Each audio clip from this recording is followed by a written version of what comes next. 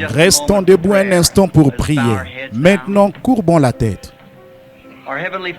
Notre Père Céleste, nous estimons que c'est un très grand privilège pour nous d'être ici parmi les sauvés et de pouvoir chanter ces vieux glorieux cantiques de l'Église. Seigneur, je crois. De voir que d'âge en âge, la foi de nos pères est toujours vivante dans le cœur de ses enfants. Et comme le cantique vient de nous le dire, nous sommes en chemin vers le pays de Canaan. Père, ce soir nous prions pour que, s'il y en a ici qui n'ont pas encore pris cette décision, qui n'en sont pas venus au point où ils peuvent simplement croire la parole, je prie que ce soit le soir où ils prendront la décision finale d'accepter Christ comme leur sauveur, afin d'être remplis de son esprit.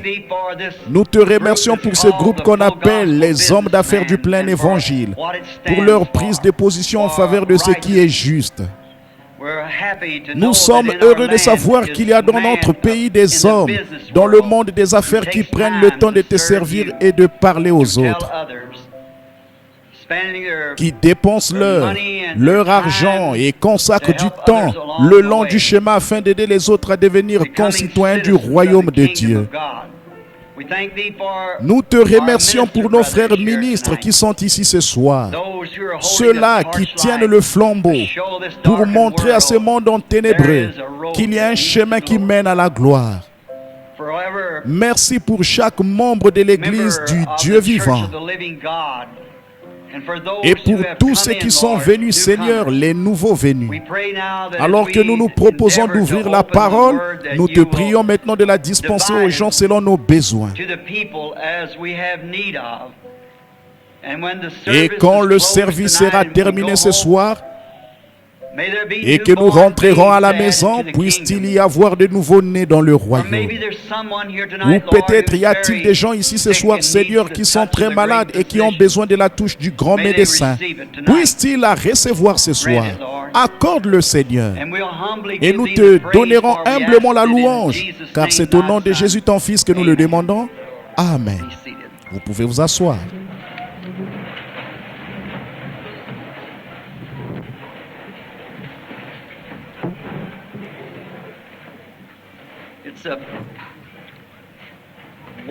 Ceci est l'un des plus grands moments de ma vie. Quand je me tiens devant des gens pour parler de la joie de ma vie, Jésus-Christ, ce qu'il représente pour moi, et d'avoir ensuite le privilège de faire part de cette joie à quelqu'un d'autre qui n'a jamais eu cette joie. Je prêchais l'autre jour. Avant, j'étais un jeune prédicateur. Ça fait maintenant 33 ans que je suis dans le ministère. J'ai bénéficié de la réputation d'un jeune prédicateur. Mais maintenant, ce temps-là est révolu pour moi. Et maintenant, je deviens un vieux prédicateur. Mais chaque jour, comme le dit le cantique, il devient chaque jour plus doux encore que le jour précédent. Alors que je suis sur le point puisque j'ai franchi la moitié du chemin et que je regarde vers le coucher du soleil, Christ représente davantage pour moi jour après jour.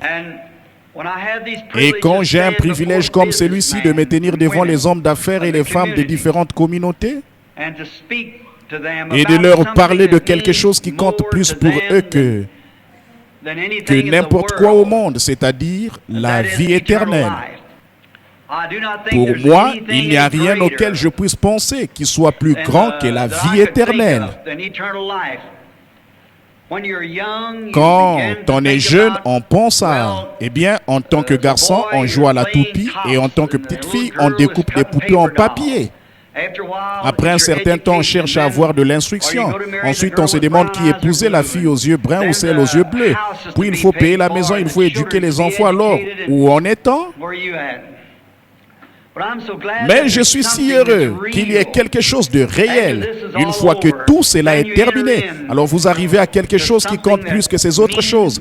En fait, ces choses-là comptent, elles sont essentielles. Ça compte vraiment de savoir qui sera la mère de nos, ou le père de nos enfants. C'est qu'il en sera de notre foyer, tout. L'éducation des enfants, mais même tout cela aura une fin. Ça passe, mais la vie éternelle, c'est la plus grande chose que je connaisse.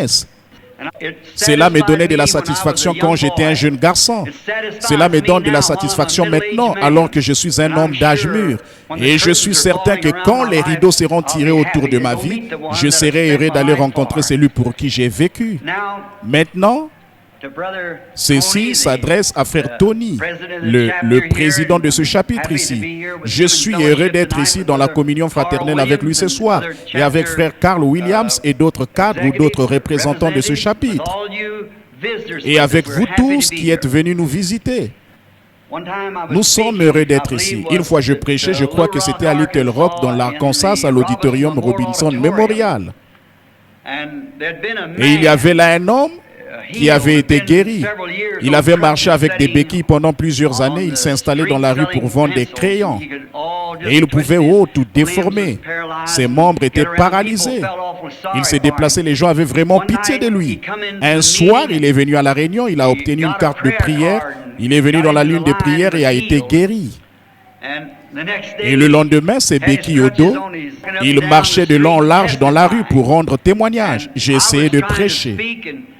Et au bout d'un moment, il s'est levé et a dit, « Frère Branham, a-t-il dit, je suis un peu perdu. » Il a dit, « Quand je vous ai entendu prêcher, a-t-il dit, je me disais que vous étiez un Nazaréen. » C'est ce qu'il était.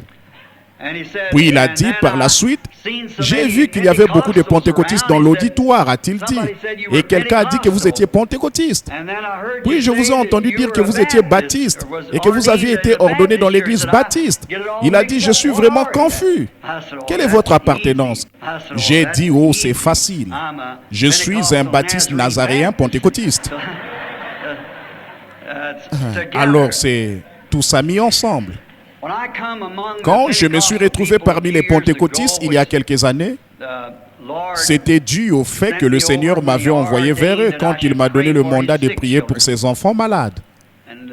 Et ma propre église dénominationnelle que je fréquentais à cette époque ne croyait pas beaucoup à la prière pour les malades ou à la guérison divine. Cela leur était étranger. Ils m'ont dit que j'étais devenu un exalté. Eh bien, peut-être que je suis devenu un exalté, je ne sais pas. Mais je suis vraiment heureux, peu importe ce que je suis. Quelqu'un a dit que j'avais perdu la tête. J'ai dit alors, laissez-moi tranquille parce que je suis plus heureux comme ça que comme j'étais avant. Alors je me sens bien comme ça. Et c'est une joie ineffable. Mais quand je suis venu parmi les pentecôtistes, je pensais qu'il n'y en avait qu'un seul groupe. Par la suite, j'ai découvert qu'il y avait parmi eux de très nombreux groupes séparés les uns des autres, comme on voyait dans l'église baptiste d'où je venais. Alors je ne voulais pas prendre parti pour quelque groupe que ce soit. Je me suis efforcé de me placer entre eux tous et leur dire « nous sommes frères ». Voyez, et c'est cette attitude que j'ai conservée depuis ce temps-là. Voir la grande église du Dieu vivant unie dans la foi, dans la prière et dans l'effort. Et alors, quand les hommes d'affaires du plein évangile ont mis sur pied leur organisme, car ils ne sont pas une organisation, ils sont un organisme. Cela a permis d'accepter tous les groupes. Et cela m'a donné une tribune. Et ils m'ont pris sous leur aile.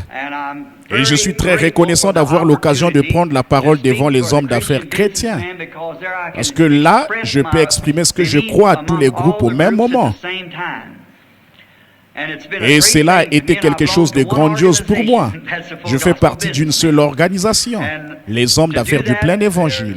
Et pour ce faire, il y a maintenant en Afrique où nous prévoyons aller d'un moment à l'autre là-bas en Afrique du Sud, où le Seigneur nous a donné l'une des réunions les plus glorieuses qu'il nous ait jamais données, je pense, là en Afrique du Sud, où nous avons vu 30 000 purs indigènes recevoir Christ comme leur sauveur en un seul après-midi, lors d'un service. On en avait dénombré 30 000. Le lendemain matin, Sidney Smith, le maire de Durban, qui avait été à cette réunion, m'a téléphoné. Il y avait eu environ 200 000 personnes au stade ou à l'hippodrome. Et il a dit, allez à votre fenêtre et regardez par la fenêtre. Et 7 camions remplis sont passés. Et ces gros camions anglais, qui étaient presque l'équivalent de cette pièce d'un bout à l'autre, étaient remplis de béquilles, de fauteuils roulants et des choses qui avaient servi de civière aux gens la veille. Et des gens marchaient derrière les camions en chantant, les mains en l'air. Le cantique que vous avez chanté il y a quelques instants, crois seulement, tout est possible.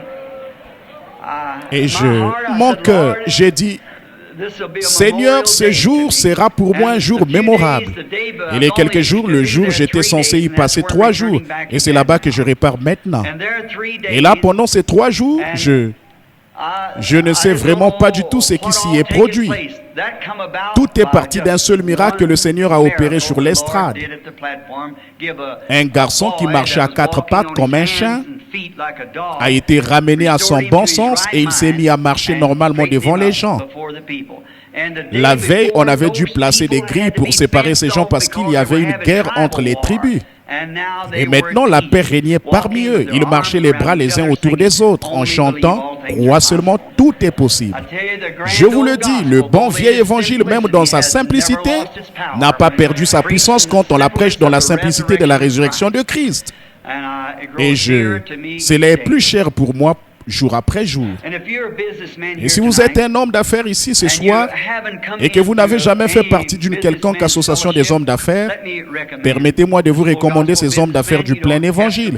Vous n'avez pas à faire partie d'une église ou quelle que soit l'église dont vous faites partie, c'est parfaitement en ordre.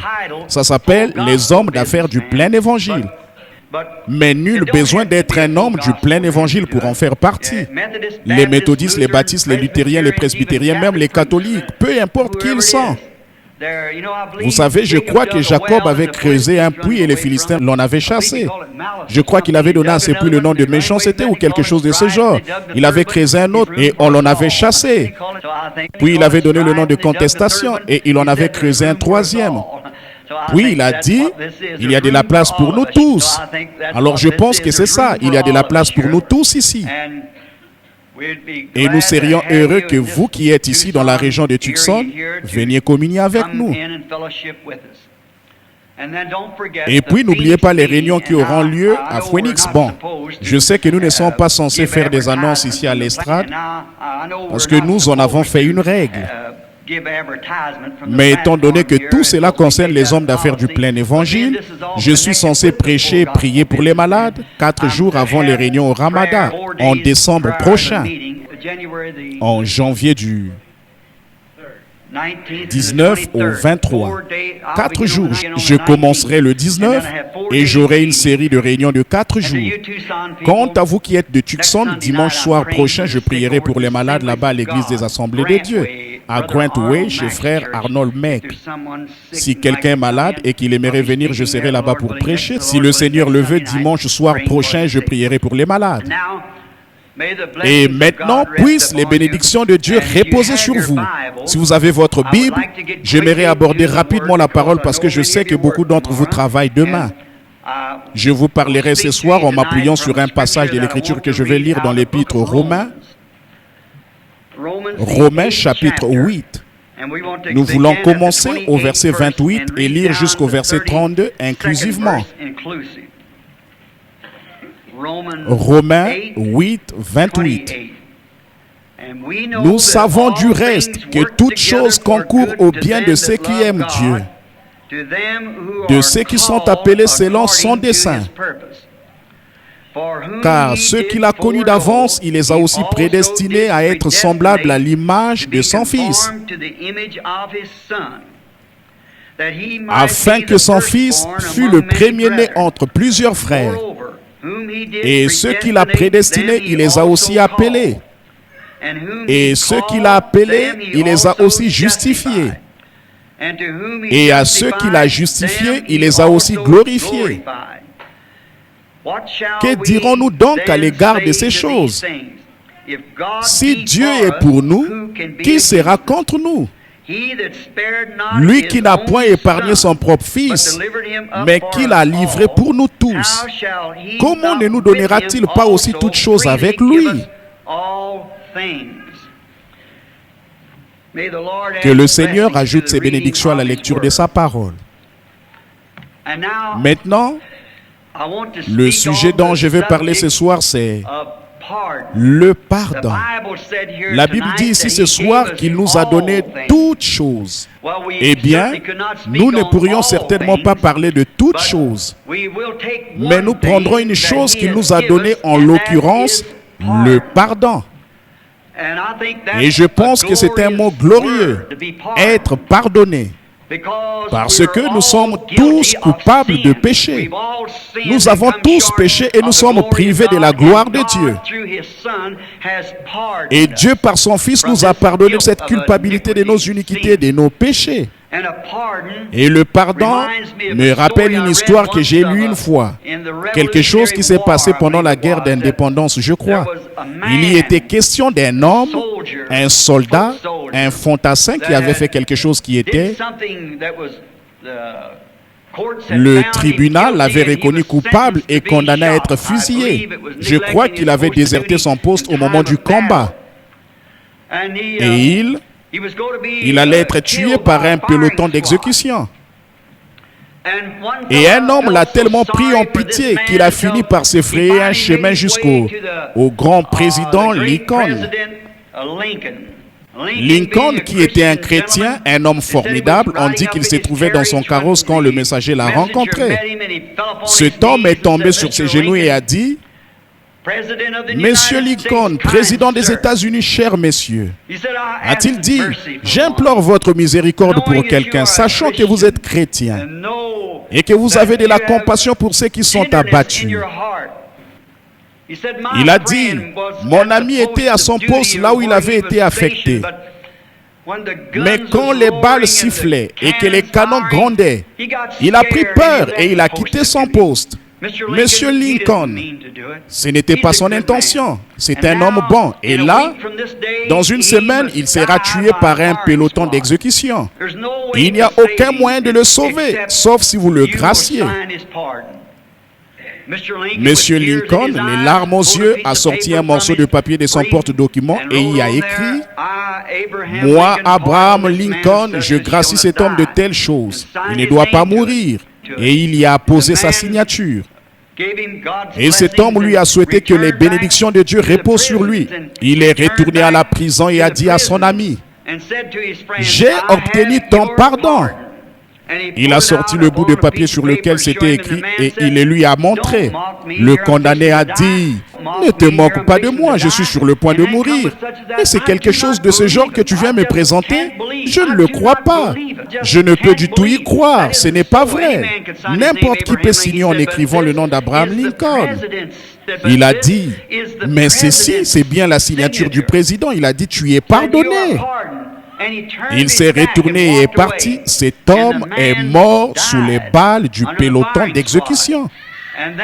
Et pourtant, voici une libération ordonnée par Abraham Lincoln, le président des États-Unis, pour la remise en liberté de cet homme, mais il a été fusillé. Donc, l'affaire avait été portée devant les cours fédérales et voici l'arrêt qui avait été rendu.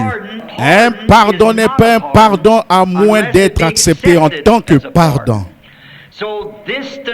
Donc, ce que j'ai lu ce soir, que Dieu nous donne toutes choses et qu'il nous donne le pardon. C'est un pardon pour ceux qui veulent accepter la parole de Dieu en tant que pardon. Mais juste la lire, ça pour nous, ça ne veut pas dire qu'on est pardonné. Ce que ça veut dire, c'est que vous devez l'accepter en tant que votre pardon. Le fait que Dieu a donné son Fils pour qu'il meure à votre place, et là c'est un pardon. Libéré de la culpabilité. Voilà ce sur quoi nous voulons baser notre réflexion.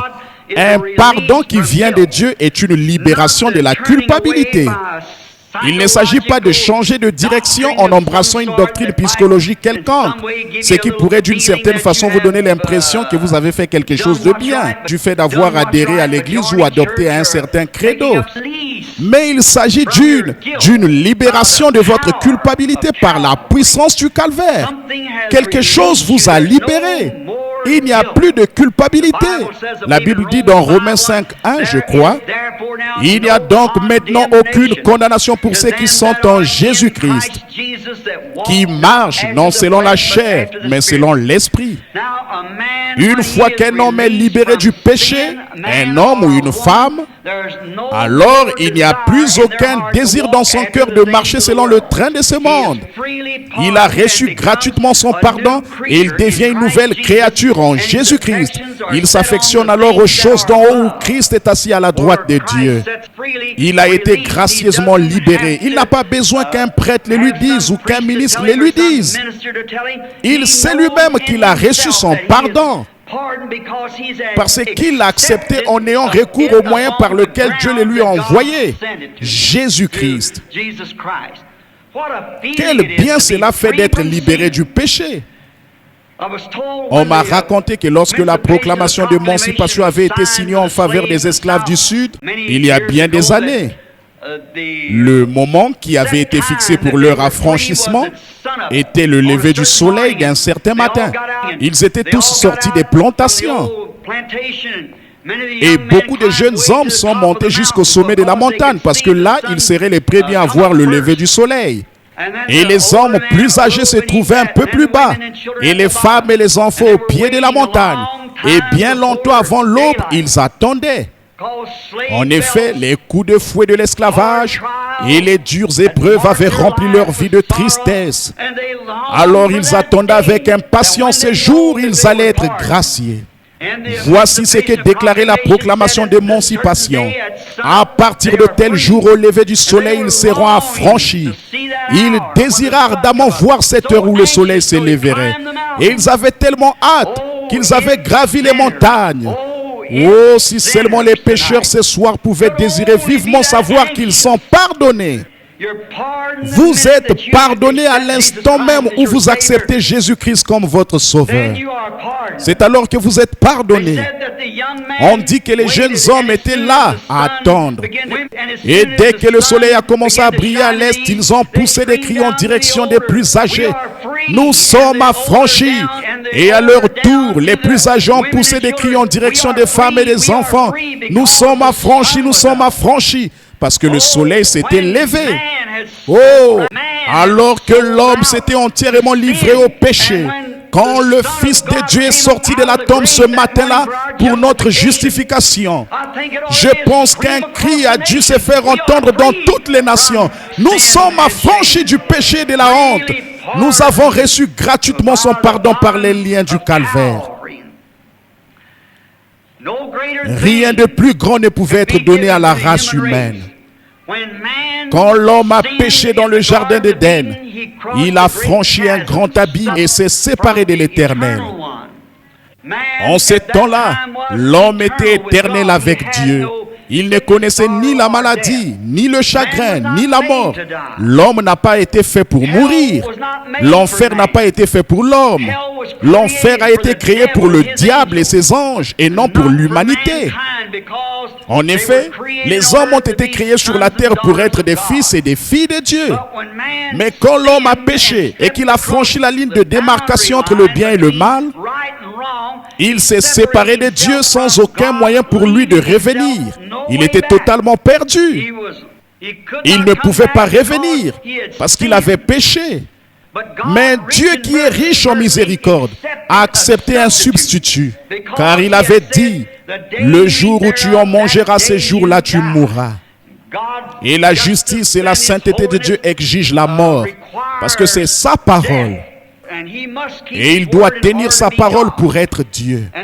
Ainsi donc, malgré l'amour qu'il avait pour la race humaine, il a dû les regarder se séparer de lui, de la communion qu'il avait avec ses enfants dans le jardin d'Éden.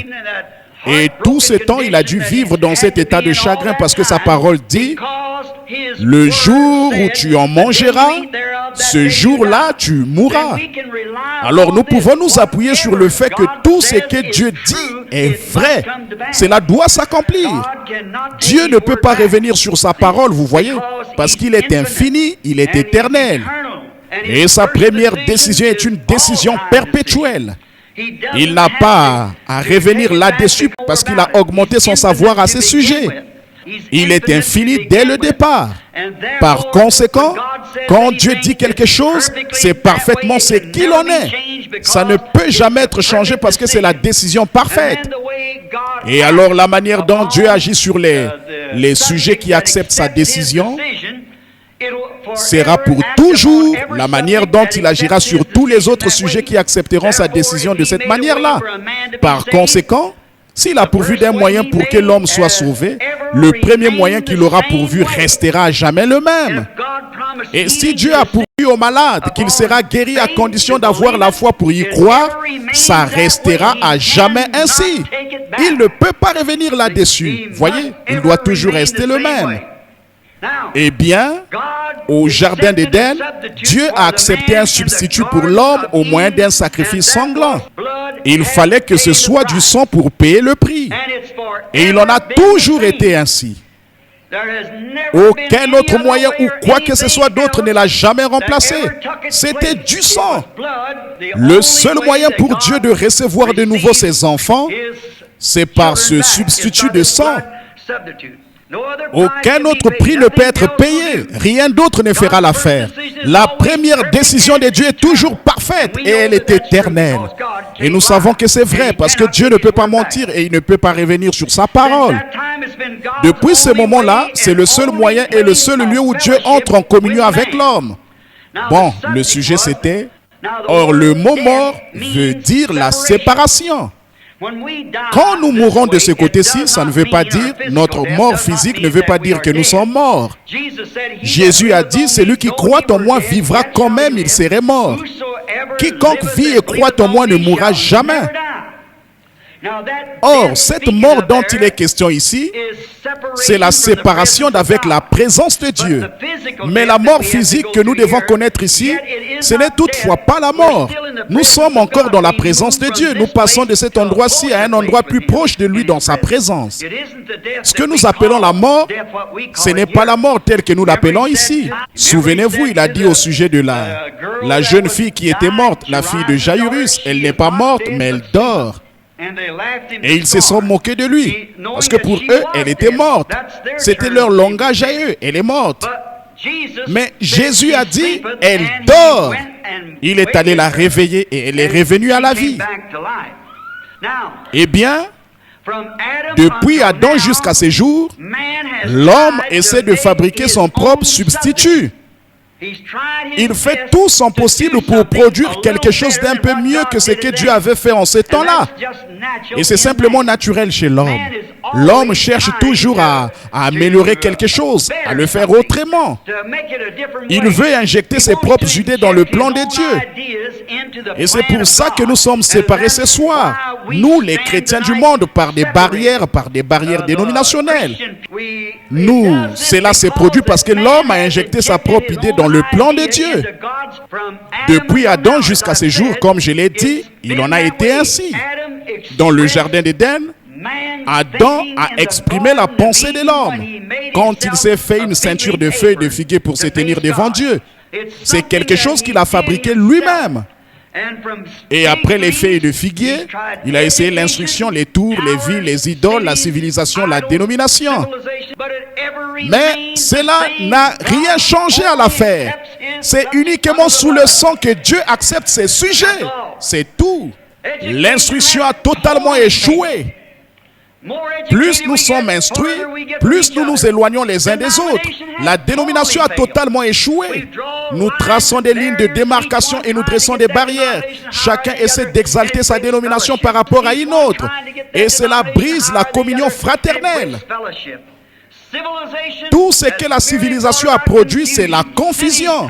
Les villes, les tours, et que sais-je encore, toutes ces choses ont échoué. Et le plan de Dieu demeure le même sous le sang.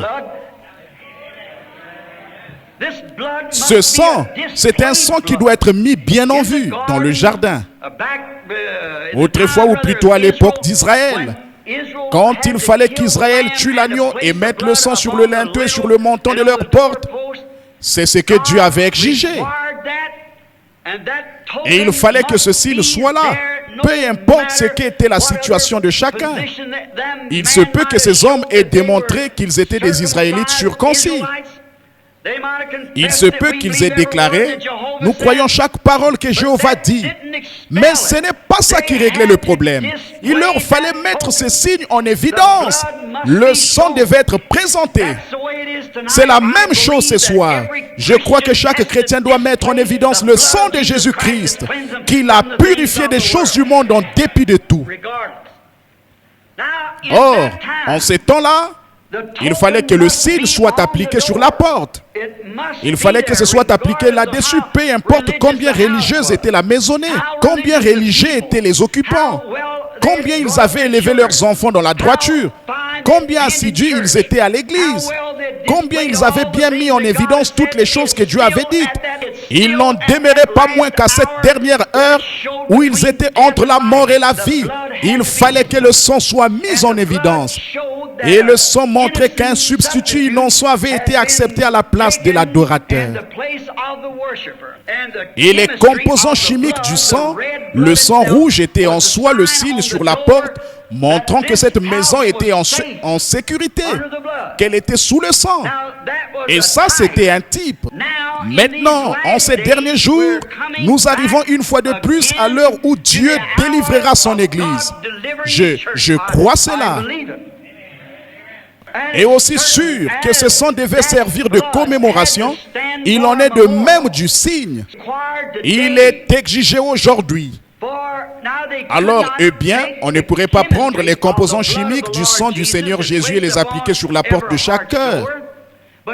Mais voyez-vous, en ces temps-là, un animal mourait et c'était un agneau. Et pour montrer que l'animal était mort, son sang était appliqué sur la porte. Or, la vie qui était dans l'animal ne pouvait pas venir sur l'adorateur parce que l'animal n'a pas d'âme. Ainsi, la vie qui était dans l'animal ne pouvait pas venir sur l'adorateur. Mais aujourd'hui, le sang du propre Fils de Dieu a été versé au calvaire pour notre pardon et notre libération. Et la vie qui était dans ce sang, c'était Dieu lui-même. Et le Saint-Esprit revient sur son Église, sur son croyant. Et en ces derniers jours, c'est un signe qu'il passera par-dessus l'homme ou la femme qui a accepté la mort de Jésus-Christ comme son substitut. Et le Saint-Esprit rend témoignage. Vous pourriez dire, je l'ai accepté. Mais si vous vivez encore dans le monde, si vous continuez de vivre comme le monde, alors il n'y a aucune preuve que cette vie était pour vous. Tant que cette preuve du Saint-Esprit n'a pas pénétré dans votre vie. Voici l'exigence de Dieu que tout homme ou toute femme doit avoir. Cette preuve qui lui servira de signe en ces derniers jours. Quand je verrai le sang, Jésus a dit en vérité, je vous le dis, si un homme ne naît de nouveau, s'il ne naît d'eau et d'esprit, il n'entrera point dans le royaume. Par conséquent, cela a toujours été le programme de Dieu, le sang. C'était du sang dans l'Ancien Testament, c'était le sang dans le Nouveau Testament. Dans l'Ancien Testament, c'était des composants chimiques, ce qui est un type de la vie à venir. Cela montrait qu'un substitut avait été offert. Mais l'adorateur repartait avec la même mauvaise conscience qu'il avait au moment où il était entré pour offrir son agneau. Mais cette fois-ci, celui qui rend ses cultes, étant une fois purifié du péché, n'en a plus aucune conscience. Cette chose-là est morte, c'est terminé. Et vous êtes passé de la mort à la vie. Et vous êtes de nouveau vivant en Jésus-Christ. Et en vous la vie éternelle. Et le Saint-Esprit demeure en vous. Et il produit de nouveau la vie de Jésus-Christ. Car la Bible dit dans Hébreux 13:8, il est le même hier, aujourd'hui, éternellement. Dieu attend l'heure où il verra son Église arriver là. Peu importe la dénomination, peu importe les credos, la couleur ou quoi que ce soit d'autre. Cette heure où son Église entière arrivera là où ils mettront en évidence le signe de la mort de Jésus-Christ. Encore un peu de temps a-t-il dit et le monde ne me verra plus. Mais vous me verrez parce que je vis. Vous vivez aussi. Je serai avec vous et même en vous jusqu'à la fin du monde. Jésus-Christ le même hier, aujourd'hui, éternellement. Je rencontre parfois des chrétiens qui prétendent être de saints hommes et de saintes femmes de Dieu. Ils ont honte de rendre témoignage. Ils ont honte de dire Amen. Ils ont honte de chanter les cantiques de Sion. Ils ont honte partout. J'aime bien me retrouver parmi des gens qui n'ont pas honte de l'évangile de Jésus-Christ. Même si cela semble être une hérésie, ils n'ont pourtant pas honte. Quelque chose est arrivé et cela compte plus que la vie pour eux. C'est la vie. C'est la vie éternelle parce qu'ils ont accepté le substitut de Dieu. J'aime ce genre de chant. Bon, j'étais là en arrière à prier pour certaines personnes quand on avait amené il y a quelques instants. Ce service n'est pas un service de prière, c'est juste pour la prédication. J'étais là dans la pièce et j'entendais les chants, le battement des mains. Et nous nous demandons, et j'en ai même vu certains courir d'un bout à l'autre de la salle et danser par l'esprit comme on dit. La première fois j'ai critiqué cela, quand j'ai vu les pentecôtistes danser par l'esprit. Je me suis dit, qu'est-ce que c'est que ça? C'est probablement un tas d'absurdités. Puis je me suis mis à lire la Bible et j'ai découvert cela, le fait de danser par l'esprit. Le diable a imité cela et a propagé cela par le biais du rock'n'roll et toutes ces choses. Mais la vraie danse authentique vient de Dieu. C'est tout à fait exact. Et chaque fois la danse représentait la victoire. Quand David a tué Goliath et que ce petit garçon au teint rosé est entré dans la ville en traînant la tête de ces géants derrière lui, les gens sont sortis à sa rencontre en dansant. Ils avaient la victoire. Quand par la puissance de Dieu, Moïse a traversé la mer Rouge et a amené les enfants d'Israël de l'autre côté. Marie a attrapé un tambourin et avec toutes les filles d'Israël, elle s'est mise à courir de long en large sur le rivage en battant du tambourin et en dansant par l'esprit. Si ce n'est pas une réunion pentecôtiste à l'ancienne mode, je n'en ai jamais vu de ma vie. C'était moi le problème, je n'avais pas assez de victoire. Mais une fois que vous remportez finalement cette victoire et que le signe du sang de Jésus-Christ vient sur vous. Je me souviens de David, le grand islamiste de la Bible. La fois où il avait fait quelque chose, où il avait accompli ce grand exploit, la fille de Saoul lui avait été donnée comme épouse. Elle était une sorte de soi-disant croyante, guindée et prétentieuse. L'arche s'est trouvée loin de Dieu depuis bien longtemps. La présence visible de Dieu, la colonne de feu était suspendue au-dessus de cette arche. Les Philistins étaient venus et s'en étaient emparés sous le règne de Saoul. Et un jour, quand David a vu l'arche revenir à la maison de Dieu, David est sorti en courant devant l'arche. Et il a dansé devant le Seigneur en chantant les louanges de Dieu. Et la fille de Saoul semblait très embarrassée par les agissements de cet homme. Son mari, son jeune et beau mari s'était mal conduit en sa présence, et la fille du roi. Et David a dit ceci: si tu n'aimes pas ça, regarde bien ceci un instant. Il s'est de nouveau mis à tourner autour de l'arche en dansant par l'esprit. Elle était embarrassée et Dieu a frappé cette femme d'une malédiction. Oh, la victoire par le sang de Jésus-Christ. Le signe de la résurrection de Christ. Sa vie se manifeste à travers son Église. Il n'y a pas d'autre moyen d'entrer en communion à moins d'être sous ses sangs. Nos dénominations nous sépareront. Les unes diront ça ne tient pas debout et les autres diront ceci, cela ou autre chose. Notre modèle, c'est la Pentecôte. Personne ne pourra dire que, ou peut dire que l'Église n'a pas été inaugurée le jour de la Pentecôte. Et le même esprit qui est descendu sur eux ces jours-là chaque fois dans la Bible sans manquer, quand le Saint-Esprit venait sur les gens, ils agissaient de la même manière. Permettez-moi de dire ceci, que dans les pays païens où j'ai eu la place, le privilège de me rendre et de voir les purs indigènes dans les îles et chez les Hottentots, et de les voir là-bas où il fallait leur parler au moyen d'un interprète. De toute leur vie, ils n'avaient jamais entendu le nom de Jésus-Christ. Mais qu'on leur raconte l'histoire et qu'on leur demande de lever les mains et de recevoir Dieu. Et ils font la même chose que vous faites ici même lorsque vous recevez le Saint-Esprit. Ce qui prouve que c'est universel. C'est la puissance du Dieu Tout-Puissant. La manifestation de son signe appliqué sur ses enfants. Qu'ils soient rouges, noirs, blancs ou quoi qu'ils soient, c'est le seul lieu où la communion est accordée. Nimrod a bâti une tour et Nebuchadnezzar une ville et ainsi de suite. Ça continue ainsi au moyen des scientifiques et tout. Mais il n'en demeure pas moins que c'était le sang.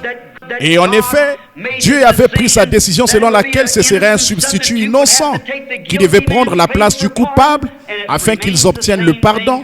Et c'est encore la même chose ce soir, ça n'a jamais changé. C'est par cela que Job vivait. Job, c'est le livre le plus ancien de la Bible.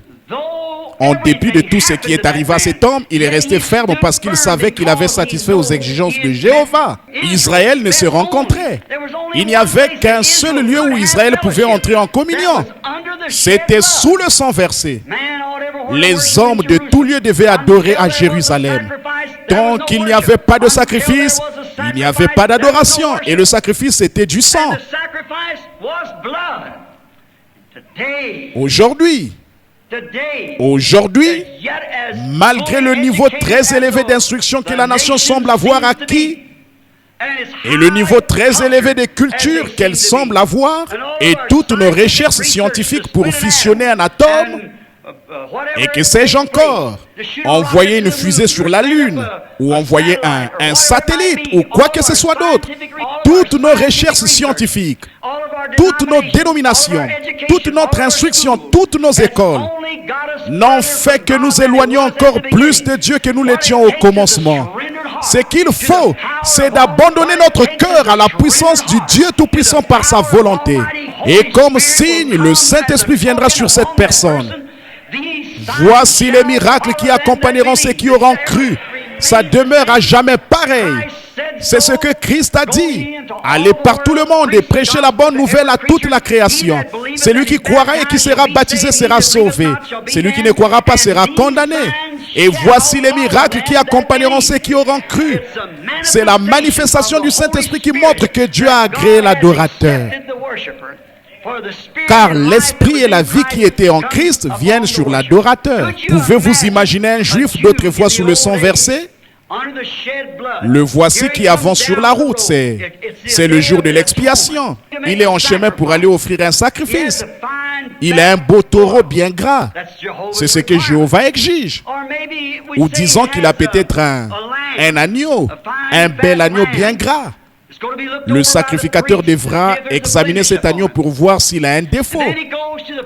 Puis il arrive au lieu d'adoration. Il prend conscience qu'il était un pécheur. Il a commis le mal. Alors il pose ses mains sur ce sacrifice. Par le fait de poser les mains sur le sacrifice, il s'identifie à son sacrifice.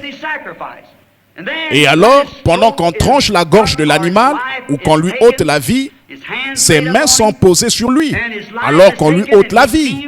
Et il ressent les douleurs de cet animal qui se meurt. Et son sang gicle sur ses mains.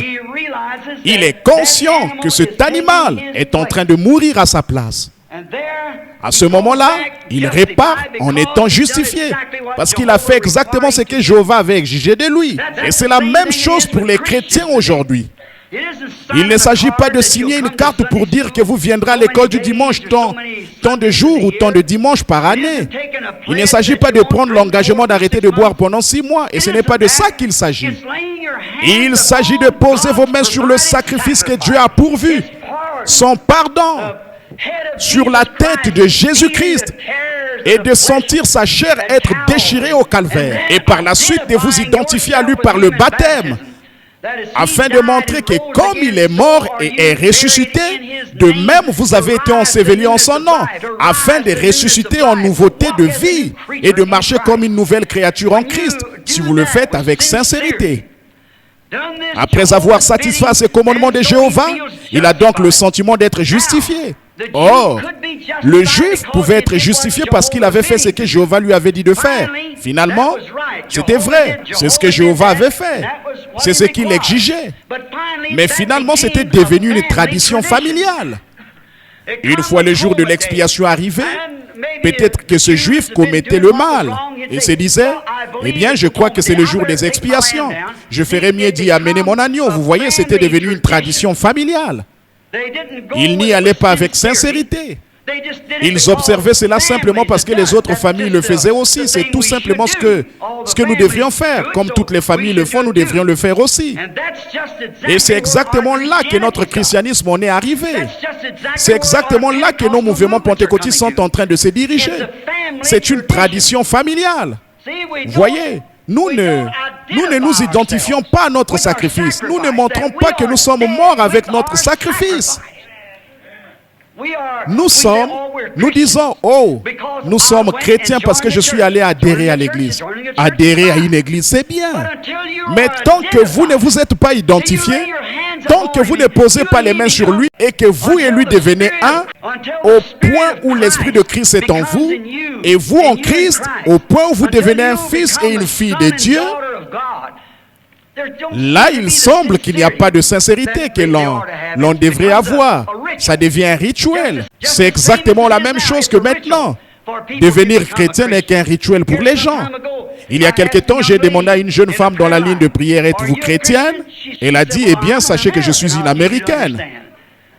Comme si ça avait quelque chose à voir avec ça. Un Américain, c'est formidable d'être un Américain. Mais ça ne veut pas dire que vous êtes chrétien. Il vous faut naître de nouveau. À une autre femme, j'ai demandé, êtes-vous chrétienne? Eh bien, elle était tellement contrariée qu'elle a dit, sachez que je fais brûler un concierge tous les soirs. Comme si ça avait quelque chose à voir avec ça. Il vous faut vous identifier à Christ et sa vie doit se manifester en vous. C'est là que vous êtes identifié à Christ quand Christ vit en vous. Il ne s'agit pas d'un rituel. Il ne s'agit pas d'être membre d'église. Tout ça, c'est bien.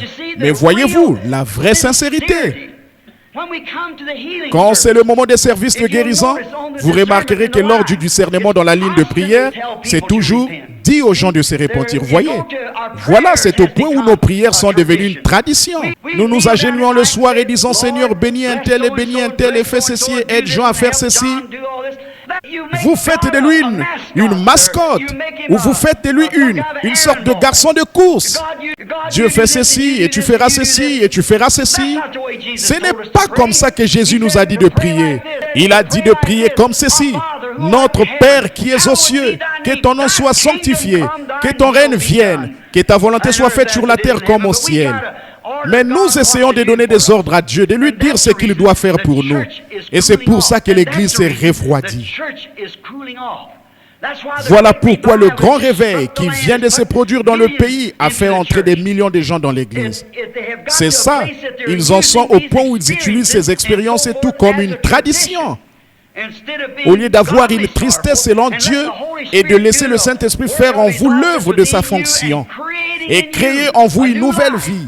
Et vous donnez tellement faim d'aller à l'église que vous ne pouvez pas rester loin de l'église. Alors, voilà ce qu'il en est. Il ne s'agit pas de signer des billets ou d'adhérer et tout. Il s'agit d'avoir en vous la vie de Christ qui donne l'ardent désir d'y aller. Il y a quelque chose en vous qui vous pousse à y aller. Comme je le disais à un jeune homme hier, lors d'une conversation d'un petit entretien, j'ai dit, j'avais l'habitude de passer près d'une petite source quand j'étais garde-chasse dans l'Indiana. Et il y avait, c'est de tout temps la source la plus heureuse que j'ai vue de ma vie. Il y a de magnifiques sources bouillonnantes dans l'Indiana qui font jaillir leur belle eau froide, leur eau calcaire. Un jour, je me suis assis près de la source pour lui parler, tout comme l'aurait fait Moïse devant le buisson ardent afin de lui parler, je suppose. Et j'ai dit, petite source, qu'est-ce qui te rend si heureuse que tu bouillonnes tout le temps? Quand je viens ici en hiver, tu bouillonnes. Quand je viens au printemps, en automne, en été, peu importe le moment, tu bouillonnes. Est-ce que peut-être que tu es très heureuse de voir les lapins venir boire de ton eau? Eh bien, si elle pouvait parler, elle dirait, non, ce n'est pas ça. Je lui dirais, bien, c'est peut-être parce que les cerfs viennent boire de ton eau. Elle dirait, non, ce n'est pas ça. Je lui dirais, bon, eh bien, c'est peut-être parce que je viens de temps en temps boire de ton eau. Non, ce n'est pas ça. Je suis heureuse qu'ils viennent tous s'abreuver. Mais ce n'est pas pour ça que je bouillonne tout le temps. Eh bien, qu'est-ce qui te fait bouillonner ainsi? Qu'est-ce qui te rend si heureuse, qui te fait jaillir tout le temps? Si elle pouvait parler, elle dirait, ce n'est pas moi, c'est quelque chose derrière moi, ça me stimule. C'est pareil pour une expérience chrétienne. Ce n'est pas quelque chose que vous essayez de fabriquer, c'est quelque chose derrière vous. C'est la vie éternelle qui agit, qui jaillit. Comme il a dit à la femme au puits, ce seront des sources d'eau qui jailliront jusque dans la vie éternelle. C'est quelque chose qui est à l'intérieur de l'adorateur quand il s'est identifié à Christ, parce qu'il sait qu'il est vivant. Mais nous ne voulons pas que ça devienne une tradition. Quand Israël est arrivé au point où par leur sacrifice, ils ont fait des commandements de Dieu une tradition, alors le puissant prophète Ésaïe leur a été envoyé par Dieu avec l'Ainsi dit le Seigneur. Quelque part, d'une manière ou d'une autre, Dieu peut toujours mettre la main sur un homme, quelque part à un endroit, qui n'a pas peur de mettre la chose à nu, c'est vrai. Ésaïe s'est levé, vous pouvez le lire dans Ésaïe 1, je l'ai noté ici. Ésaïe leur a parlé, il a dit, les sacrifices que Jéhovah vous a exigés me puent au nez, je les ai en horreur. La graisse des béliers et des génisses et ainsi de suite. Dieu les avait en horreur, la chose même qu'il leur avait ordonné de faire. Comme ils en ont fait un rituel, alors Dieu a eu cela en horreur. Parce qu'ils en ont fait un rituel. Et nous pouvons faire de la parole de Dieu la même chose. C'est vrai. Quand nous l'approchons comme une tradition, comme un rituel, nous devons l'approcher en sachant que c'est l'ainsi dit le Seigneur. Si Dieu l'a promis, Dieu tiendra sa promesse.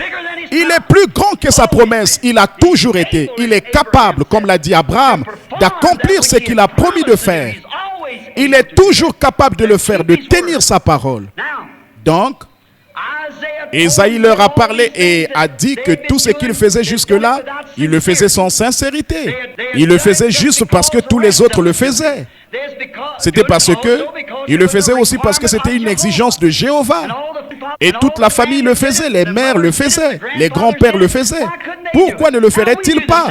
Aujourd'hui, nous faisons la même chose. Quand mon grand-père était presbytérien, je suis aussi presbytérien. Quand mon papa était baptiste, je suis aussi baptiste. Et ainsi de suite. Quand mon papa était pentecôtiste, je suis aussi pentecôtiste. Ce n'est pas de ça qu'il s'agit. Nous en arrivons là où nous nous rendons compte que nous nous sommes séparés. Nous sommes séparés de Dieu. Et nous venons sur la base du sang versé de Jésus-Christ. C'est sous ce sang que les méthodistes, les baptistes, les luthériens, les presbytériens, les pentecôtistes peuvent tous se rencontrer et avoir un point commun. Peu importe leur tradition, ils ou leur rituel, ils peuvent s'y rencontrer sous une chose qu'ils ont en commun, c'est-à-dire le sang de Jésus-Christ. Quand l'Église reviendra là, loin de ses rituels, qu'elle reviendra au point originel de Dieu, où les hommes naissent dans le royaume de Dieu, non pas qu'ils adhèrent à l'Église. C'est à ce moment-là que la communion fraternelle régnera partout. Et l'Esprit du Seigneur couvrira la terre comme les eaux couvrent la mer. Quand on en arrivera là où les hommes oublieront leurs divergences et se rassembleront dans la communion fraternelle sous le sang. Nous ne pouvons pas tous venir sur la base de la tradition baptiste ou de la tradition presbytérienne ou sur la base de la tradition méthodiste ou de la tradition pentecôtiste. Mais nous pouvons tous nous rencontrer et communier sous le sang de Jésus-Christ parce que c'est le plan originel de Dieu. C'est vrai.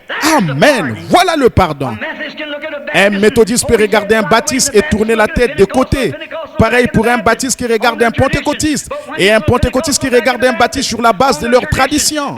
Mais quand ils se rencontrent sous la croix où le sang de Jésus-Christ purifie tous les hommes du péché, il est une nouvelle créature en Jésus-Christ. C'est un frère. Peu importe la marque qu'il porte, c'est un frère. En effet, voilà le terrain sur lequel nous pouvons tous nous rencontrer. Voilà la manière de Dieu de le faire.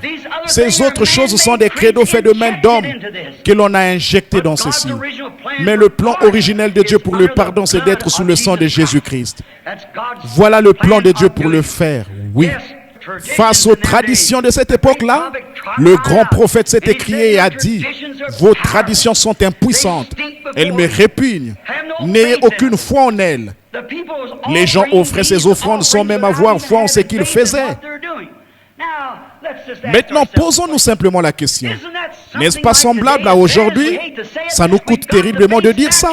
Mais nous devons regarder les choses en face à un moment donné. Il y a quelque chose qui cloche quelque part.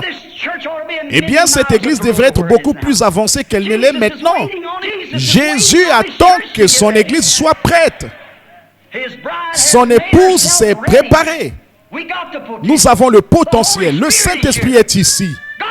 Dieu est ici, avec la puissance de guérir les malades, la puissance de faire toutes les choses que Christ a faites. J'ai personnellement vu le Saint-Esprit le démontrer. Donc le potentiel est là. Ce que Dieu attend de nous, c'est que nous abandonnions nos traditions et que nous revenions sous le sang de son Fils Jésus-Christ pour devenir l'Église du Dieu vivant. Les méthodistes, les baptistes, les luthériens, les presbytériens et que sais-je encore, que celui qui veut vienne prendre des eaux de la vie gratuitement. Je le crois de tout mon être. Nous, Dieu a envoyé le Saint-Esprit pour faire cela. Mais nous nous approchons sans sincérité par nos rituels, puisque c'est notre tradition, puisque c'est un rituel. Nous nous approchons sans sincérité. C'est vraiment éprouver de la tristesse quant au péché. Je l'ai remarqué l'autre soir lors de cette réunion très populaire de l'un de nos frères bien connus en Californie. Et à cette réunion, lorsque les gens s'avançaient, j'ai remarqué quelque chose parmi les jeunes, les adolescents. J'ai admiré le frère pour sa prise de position courageuse, n'importe qui le ferait. Si vous prenez position, si vous voyez la position qu'il a prise ces derniers jours, vous le ferez aussi. Et alors que je regardais ces gens s'avancer à l'autel pour prendre leurs décisions, les jeunes filles mâchaient du chewing-gum. Les garçons se donnaient des coups de poing, les gens riaient. Ce n'est pas ça être rempli de tristesse selon Dieu. Vous devez vous approcher avec conviction. Oh Dieu, envoie-nous un réveil pentecôtiste à l'ancienne mode. Un réveil du Saint-Esprit qui mettra à nu le péché et amènera les hommes et les femmes à se sentir repris dans leur conscience. Il ne s'agit pas de dire je vais retourner à l'église et renouveler mon engagement à la communion fraternelle, je vais signer une carte. C'est très bien, mais si vous devenez membre des francs-maçons, les Hauts Philo et tout le reste, vous aurez les mêmes résultats. Mais quand vous vous approchez au moins de l'expiation de Dieu qui procure le pardon par le sang de Jésus-Christ, vous devez être sincère avec vous-même. Dieu exige la sincérité. Si cela lui a coûté un si grand prix, au point qu'il a dû donner son Fils unique, comment allons-nous nous en tirer en faisant une petite rigolade, en venant adhérer à l'église, en signant une carte d'engagement qu'on donne à l'église, et que sais-je encore? Ça, ce n'est pas l'exigence de Dieu. Celui qui va s'aimer avec larmes reviendra certainement avec allégresse.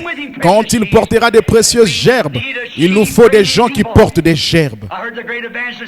Une fois, j'ai entendu un grand évangéliste dire, lorsque j'assistais à l'un de ses petits déjeuners, il avait pris la Bible. Et j'ai toujours eu de l'admiration pour lui. Il a dit, voici la norme, c'est ce que Dieu exige. Il a dit, je vais dans une ville pour y tenir un réveil. Il a dit, 20 ou 30 000 personnes prennent leurs décisions. Quand je reviens 4 ou 5 ans ou peut-être 2 ans plus tard, il a dit, je n'en trouve que 15 ou 20. Il a dit, Paul est allé dans une ville et il a eu un seul converti. Quand il est revenu l'année suivante, il en avait 30 ou 40 qui s'étaient convertis par l'entremise de celui-là. Puis il a dit, c'est à cause des prédicateurs paresseux qui restent les pieds croisés sur leur bureau et qui ne sortent pas pour rencontrer les gens. J'admire le courage qu'il a eu de reprendre sévèrement ses frères et tout par rapport à ses convictions. Mais j'aimerais lui poser cette question. Quel prédicateur avait parlé à celui-là que Paul avait converti alors qu'il n'avait pas d'église où aller? Qu'est-ce qui lui était arrivé? Paul l'avait fait passer d'une tradition ou du fait de signer une carte ou au baptême du Saint-Esprit où là son âme brûlait d'ardeur pour Dieu. Il fallait qu'il rende témoignage et dise des choses. Son âme entière brûlait de l'ardeur du feu que Dieu avait allumé là-dedans. Ce qu'il nous faut ce soir, c'est un signe qui indique qu'un homme est sauvé ou qu'une femme est sauvée. Alors vous les verrez aller à la recherche d'autres âmes à toute vitesse. On raconte qu'une fois, un barman, un petit garçon était venu lui dire, « Monsieur le barman ?» Il a dit, « Oui, fiston. » Il a dit, « Votre enseigne est tombée. » Il a dit, eh bien merci fiston. Il est donc sorti, le petit garçon s'est tenu là les mains dans le dos et le barman a levé les yeux. Il y avait une publicité de bar sur une grande plaque d'airain suspendue là. Il a saisi son tablier et l'a nettoyé. Il a dit, fiston, tu te trompes, mon enseigne est en place. Il a dit, non monsieur. Il a dit, elle ne l'est pas. Il a dit, je parle de votre meilleure enseigne. Il a dit, voici ma meilleure enseigne. Il a dit, oh non, regardez couché là. Un ivrogne était couché là dans le caniveau. C'était là la meilleure enseigne qu'il avait. Oui monsieur, il avait vu un homme sous l'influence de ce qu'il vendait à l'intérieur. Et quand nous voyons un homme sous l'influence du Saint-Esprit, au point où sa vie brûle de l'ardeur du feu de la Pentecôte à l'ancienne mode, voilà le meilleur signe que Dieu a jamais eu pour montrer que cet homme est sauvé. C'est quand il se met à son service. C'est le meilleur signe. Eh bien, comment cela se produit-il? Non pas en adhérant à l'Église, mais en acceptant son pardon par Jésus-Christ, votre substitut innocent. aucune sincérité, aucune véritable tristesse à cause du péché. Il a dit qu'il cacherait sa face devant leur rituel. Leur prière était impuissante. Ils priaient, oh bien sûr. Ils allaient là et faisaient leur prière. Ils offraient leur sacrifice. C'était devenu une formalité. Voyez-vous, dans 2 Timothée verset 3 ou dans le chapitre 3 de 2 Timothée, il nous est dit que nous verrons ces mêmes choses dans les derniers jours. Ici, la Bible dit, sachez que dans les derniers jours, il viendrait un temps où les hommes seraient emportés, enflés d'orgueil, aimant le plaisir plus que Dieu, déloyaux, calomniateurs, intempérants et ennemis des gens de bien, ayant l'apparence de la piété, mais régnant ce qui en fait la force. Éloigne-toi de ces hommes-là. Il en est parmi eux qui vont de maison en maison et qui captivent des femmes d'un esprit faible et borné, agités par des passions de toute espèce, apprenant toujours et ne pouvant jamais arriver à la connaissance de la vérité. Maintenant, si la Bible prédit que l'heure viendra où l'Église embrassera la même tradition qui avait cours là-bas, leur rituel, voici qu'elle est de nouveau devenue une religion traditionnelle et impuissante. Oh, dit-on, c'était des communismes. Non, ils ne l'étaient pas. Ayant l'apparence de la piété, ils vont à l'église, ils adhèrent à l'église, ils essaient d'en mettre plein la vue. Quand ils vont à l'église et tout, puis repartent de là et mènent une vie contraire. Il n'y a pas de feu dans leur âme, rien du tout. Ils ne s'intéressent à personne d'autre. Tous les autres peuvent mourir et disparaître s'ils le désirent. Nous avons le sentiment d'être sauvés, les autres, ça nous est égal. Ça, ce n'est pas le vrai christianisme. Le christianisme, c'est d'aller à la recherche des perdus, d'aller chercher ce frère, de faire quelque chose à ce sujet. Pouvons-nous rester les bras croisés, même si nous prétendons être sauvés, regarder des hommes et des femmes qui se meurent partout, voir des rues remplies de femmes qui fréquentent l'église en short, le visage maquillé, se promener dans la rue, la cigarette à la main, le visage peinturluré, endurer des renards ou des loups, ou quelque chose de ce genre. Et des hommes qui se promènent dans la rue, qui adhèrent à des églises et des choses de ce genre. Et on appelle ça le christianisme, et on ne dit rien. Qu'aurait fait Saint Paul s'il s'est promené dans Tucson? Eh bien, je pense qu'on le jetterait en prison avant demain matin. C'est vrai. Pourquoi? Son âme brûlerait d'ardeur pour Dieu, au point où il ne pourrait pas s'empêcher de le faire, certainement. Mais nous adhérons à l'église. Vous voyez, nos traditions sont devenues quelque chose qui sont mauvais devant Dieu. Ce qu'il nous faut aujourd'hui, c'est qu'un prophète entre en scène avec l'ainsi dit le Seigneur, pour mettre toutes ces choses à nu et dire qu'elles sont devenues quelque chose qui sont mauvais. Nos dénominations ont pris de l'expansion. Nos églises sont grandes et elles sont plus belles que jamais. Nous serions mieux avec une poêle en fer blanc, debout dans la ruelle avec une guitare et battre du tambour là dehors, ou autre chose avec le vrai feu de la Pentecôte qui brûle dans nos âmes, plutôt que de nous asseoir sur les grands bancs où nous sommes assis aujourd'hui en train de mourir. Le monde se meurt sous nos pieds, oui messieurs. Dieu a un pardon et ce pardon ne s'obtient que par Jésus-Christ. L'instruction, les traditions, les dénominations, la science, rien ne pourra jamais remplacer cela. C'est sous ce sang. C'est sous la tradition, pas sous la tradition, mais sous le sang de Jésus-Christ. La voie que Dieu a pourvue pour les pécheurs, c'est le seul moyen par lequel nous pouvons nous rencontrer. Je vous le dis, prenez un méthodiste, prenez un baptiste, un presbytérien, un luthérien et un pentecôtiste et que chacun vienne sous ce sang. Ils seront frères. Il n'y aura plus de dispute parmi eux. Non, monsieur, ils seront frères. Ils verront tout de la même manière. Mais si vous laissez un méthodiste se disputer avec un baptiste au sujet du baptême, les unitaires se disputaient avec les trinitaires, ou les trinitaires avec les unitaires, et que sais-je encore, voyez les gens se quereller ou se prendre aux cheveux, mais qu'ils viennent tous les deux sous la croix, et voyez ce qui se produira. Et il le serra jusqu'à ma mort. Alors dans un chant plus noble, plus doux, je chanterai la puissance de ton salut. Quand dans la tombe, le murmure de ses pauvres lèvres balbutiantes cessera tu. Je rends témoignage ce soir que le sang de Jésus-Christ fait d'un méthodiste, un baptiste, un luthérien, un presbytérien ou quoi sais-je encore mon frère. Oui, messieurs, il y a quelque chose en lui parce que son esprit est est celui d'un frère. Il n'est pas un querelleur et tout. Il est un frère en Christ. Il croit chaque parole qui se trouve dans cette Bible. Comment le Saint-Esprit qui a écrit la Bible peut-il régner cela? Comment le Saint-Esprit peut-il être dans un homme et dire « Oh, ça c'était seulement pour les disciples » Jésus a dit que c'est lui qui veut. Pierre a dit « La promesse est pour vous, pour vos enfants, pour ceux qui sont au loin, en aussi grand nombre que le Seigneur notre Dieu les appellera. » Le Saint-Esprit était pour tout ce que Dieu a appelé. Ici, il a dit ce qu'il a prédestiné, il les a connus d'avance, il les a établis et ils ont accepté. Nul ne peut venir à moi, dit Jésus, si le Père ne l'attire. Et tout ce que le Père m'a donné viendra à moi. Venons-nous par une émotion fabriquée? Venons-nous pour adhérer à l'Église? Venons-nous parce que nous ne voulons pas aller en enfer? Ou venons-nous parce que nous aimons Dieu qui a donné son Fils unique afin que quiconque croit en lui ait la vie éternelle? Venons-nous parce que c'est un sacrifice d'amour que Dieu nous a donné afin que nous manifestions cela? Dieu est une religion impuissante. Leur religion n'a aucune puissance. Alors, que doit-il faire aujourd'hui?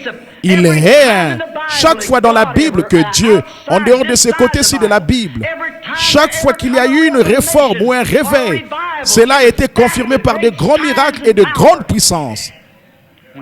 Quand Luther est venu sur la scène, quand Wesley est venu sur la scène, quand tous les réformateurs, Sankey, Finney, Knox, Calvin, quels qu'ils soient, là où ils allaient, la puissance était manifestée. Là où Dieu se trouve, il est surnaturel. Là où Dieu se manifeste, il doit y avoir du surnaturel. Regardez à cette époque-là, quand les pharisiens sont venus à Jésus et ont parlé de gentillesse et de douceur. Qui était plus doux que le bon vieux sacrificateur? Qui était plus grand que leur sacrificateur? Il vient vous voir à votre naissance. S'il y a une dispute dans le voisinage, il vient et il règle la question. Et il est toujours quelqu'un qui procure la paix. C'est un homme plein d'amour. Vous savez qu'il est. Quand vous avez des ennuis, vous pouvez aller vers lui et il vous aidera. Vous parlez d'un homme bon? Alors venons-en à ce Jésus de Nazareth. Quant à ce sacrificateur, nous savons qui était son père, le père de son père et le père de son père. Nous avons ici une école où on peut l'identifier. Qui est ce Jésus de Nazareth? De quelle école sort-il? À quelle organisation appartient-il? Qu'est-ce qu'il fait à part toujours créer des disputes? Que dit-il de votre bon vieux sacrificateur? Il est du diable, a dit Jésus. Vous avez pour père le diable et vous ferez ses œuvres. Pouvez-vous imaginer cela? Il est allé dans le temple à regarder les gens avec colère, à renverser les sacrifices de Jéhovah, que Jéhovah exige. Il s'est écrié.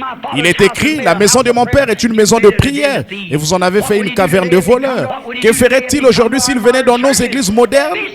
D'autres tables seraient renversées, d'autres bancs seraient renversés, car il les mettrait en pièces. C'est vrai. Ce serait la même chose. Ne voyez-vous pas? Jésus est très scripturaire. Il était la parole. Il n'avait pas besoin d'écrire quoi que ce soit. Il était la parole. Il était la parole vivante. Et les gens ne reconnaissent pas cela. Et aujourd'hui, comment un homme peut-il, selon le principe que Jésus a promis ces signes au monde entier, et cette bénédiction au monde entier, et que le Saint-Esprit viendrait exactement comme l'a fait au début, sur tout ce que Dieu appellerait? Comment un homme peut-il prétendre être chrétien et nier cette parole, puis dire qu'il a en lui le Saint-Esprit? Le Saint-Esprit ponctuera chaque parole de Dieu d'un amen. C'est tout à fait vrai. Oh frères, nos systèmes d'éducation nous ont éloignés et nos dénominations nous ont séparés les uns des autres et de Christ. Mais quoi? Elles continueront de faire cela. Et si vous prenez un substitut ou quoi que ce soit d'autre, ce n'est rien d'autre que des feuilles de figuier, encore une fois. Dieu rejette cela. Mais quand l'Église vient sous le sang de Jésus-Christ avec le signe du Saint-Esprit sur elle, alors vous verrez de nouveau la communion entre les frères. Vous verrez une Église remplie de puissance, vous le verrez. Dieu est une religion impuissante. Il faut qu'il y ait de la puissance. Certainement, c'est la puissance qui sauve l'homme du péché. C'est la puissance qui peut accomplir des signes, des prodiges et des miracles comme Jésus-Christ l'a promis. À l'époque, les gens se sont dirigés droit vers la parole de Dieu. Ils y ont cru et ils ont touché la cible. Dirigez-vous de la même manière droit vers la parole de Dieu. Vous toucherez de nouveau la cible. Certainement parce qu'il est le même hier, aujourd'hui, éternellement. Dieu n'aime pas une religion impuissante. Dieu ne veut pas de ça. Dieu veut agir. Dieu veut montrer qu'il est vivant. Notre espérance même, c'est la résurrection. Pas vrai? Notre espérance de vie, c'est la résurrection. La résurrection de Jésus-Christ. Vous voyez, Dieu veut agir dans son Église. Jésus a dit, je serai toujours avec vous, même jusqu'à la fin du monde. Les œuvres que je fais, vous les ferez aussi. Jean 12, 14. Vous ferez aussi les œuvres que je fais. Vous en ferez même plus, car je m'en vais au Père. Maintenant, l'Église essaie de nier cela. Elle cherche le moyen d'avoir plus de membres, d'être plus populaire. Maintenant, je vais vous demander quelque chose. Dieu cherche à agir dans son Église. Et l'Église essaie d'agir par le credo. Et les deux ne peuvent pas marcher ensemble. Vous devez vous débarrasser des credos et faire entrer Christ. Et comment est-ce possible? Quand il voit le sang. Quand le sang est appliqué d'un cœur sincère, la main posée sur Jésus-Christ, avec un cœur fidèle devant Dieu pour confesser ses torts et naître du Saint-Esprit, alors les œuvres de Dieu vous accompagneront comme il a dit. Oui, l'Église veut agir par ses credos pour voir combien de membres elle peut avoir. Dieu peut agir par la puissance du sang pour que les chrétiens naissent de nouveau. C'est exactement ça qui fait la différence. On doit rejeter. Pour faire cela, on doit rejeter le Saint-Esprit et la puissance agissante pour accepter un credo. Si on veut être un chrétien, on doit voir la vérité avant de pouvoir accepter une erreur. On ne peut pas, on doit passer outre la promesse de Dieu pour pouvoir accepter une erreur. En effet, il y a une lumière rouge qui clignote tout le temps devant vous. Voici la parole. Vous dites, eh bien, ça c'est pour un autre jour. C'est pour aujourd'hui parce que Christ est la parole, pas vrai? Jean 1. Au commencement était la parole, et la parole était avec Dieu, et la parole était Dieu, et la parole a été faite chair, et elle a habité parmi nous. Et la Bible dit, il est le même hier, aujourd'hui et éternellement.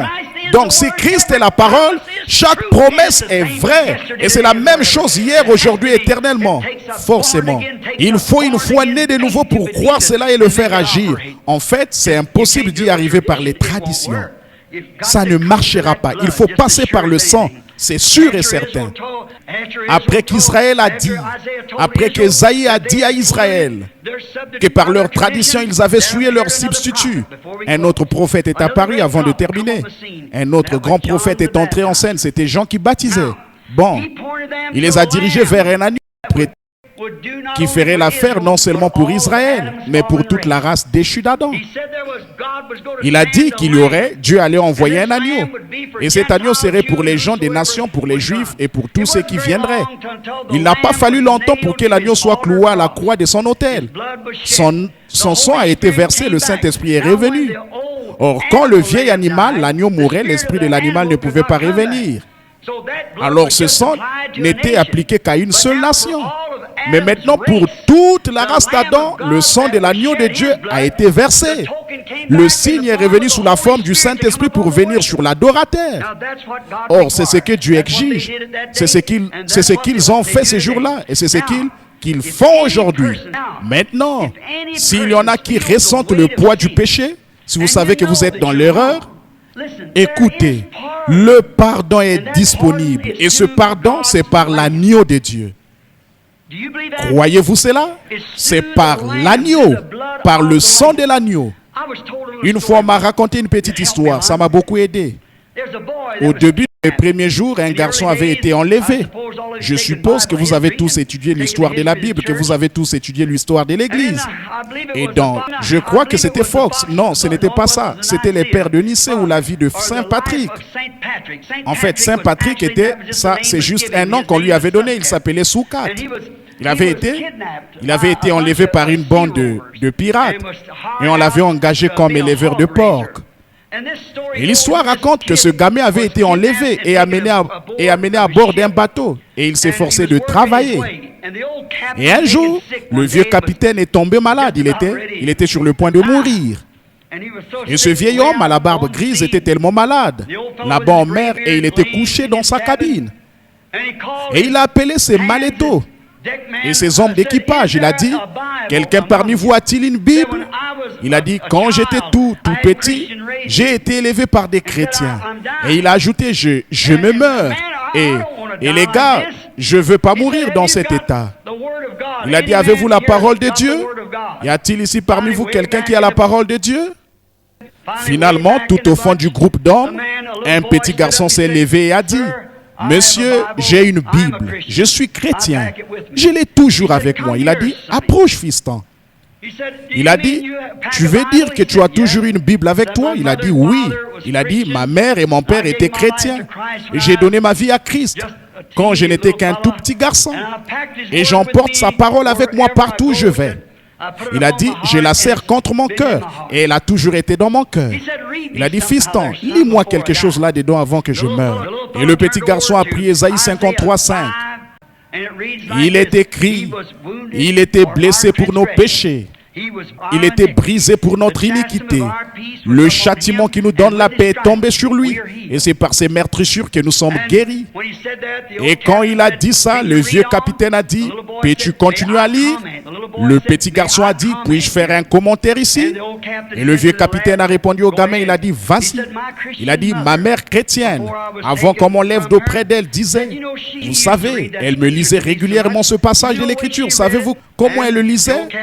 Et le vieux capitaine a dit, « Non, fiston, j'aimerais entendre la manière dont ta mère chrétienne le lisait. » Elle disait, il a dit, voici comment elle le lisait. Il était blessé pour les péchés de Willie Pruitt. Il était brisé pour l'iniquité de Willie Pruitt. Le châtiment de Willie Pruitt était tombé sur lui. Et c'est par ses meurtrissures que Willie Pruitt a été guéri. Le vieux capitaine a dit, j'aime ça, j'aime ça. Il a dit, oh, si seulement on pouvait y lire mon nom. Il a dit, penses-tu que tu pourrais le faire, fiston? Il a dit, je vais essayer. Il a dit, il était blessé pour les péchés de John Quart. Il était brisé pour l'iniquité de John Quart. Le châtiment qui donne la paix à John Quart était tombé sur lui. Et c'est par ses meurtrissures que John Quart a été guéri. Des larmes coulant sur sa barbe, il a dit, apportez-moi mes vêtements. Jésus-Christ m'a guéri. Je lui donne ma vie. Voyez? Oh mon ami, si seulement vous pouvez lire votre nom là-dedans. Oh, si je peux lire mon nom. Il était blessé pour les péchés de William Branham. Il était brisé, pas l'église, pas seulement, pas le credo, mais il était brisé pour mon iniquité. Le châtiment qui me donne la paix est tombé sur lui. Et c'est par ces meurtrissures que William Branham a été guéri. Oh, si seulement nous pouvons lire notre nom dans l'écriture et que nous sommes vraiment sérieux, c'est ce qui produit cela. Y lire notre nom produit l'acceptation, le pardon. Car c'est là que nous nous rendons compte qu'il était blessé pour nos péchés. Il était brisé pour notre iniquité. Autre chose, nous voyons dans Hébreux 13:11 que le pardon produit la pureté. L'adorateur n'a plus aucune conscience du péché. Il s'est purifié de ses traditions mortes. Quand nous venons vraiment sous le sang, nous sommes purifiés des traditions mortes. C'est ce que dit l'Écriture. Hébreux 9, regardez bien. Purifiez votre conscience des traditions mortes.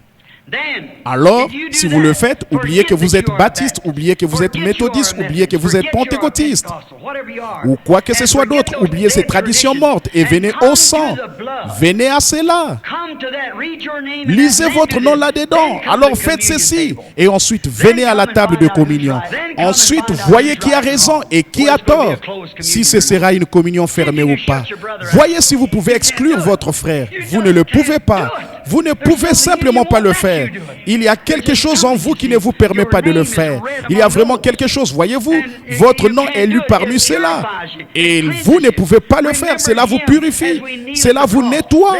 Pensons à lui alors que nous nous agenouillons à la croix. Peu importe si on est un prêtre catholique, un presbytérien ou quoi que ce soit d'autre. Que cet homme vienne alors qu'il y lit son nom. Il était blessé pour le péché de ce prêtre-ci. Il était blessé pour ce méthodiste, ce baptiste, ce pentecôtiste. Quoi? Blessé pour nos péchés, mon nom, votre nom, quoi que vous soyez. Puis croyons cela. Pas ce que dit le credo, mais ce que dit la parole. Puis agenouillons-nous ensemble à la croix. Nous sommes frères, oh oui. Les traditions, nous nous purifions alors de toutes les traditions mortes. Il pourrait y avoir 40 surveillants généraux, y avoir 40 souverains sacrificateurs, y avoir des cardinaux, des évêques, des papes et tout qui hurlent. Sortez de là. Ne vous souillez pas. Mais vous, frères, vous avez vos bras autour de votre frère. Il y a quelque chose de réel. Vous avez le pardon sous la même expiation qui lui procure à lui aussi le pardon. Vous êtes frères. Et cela vous lie plus fortement qu'à un frère. Il y a là quelque chose qui vous rapproche si près de Dieu.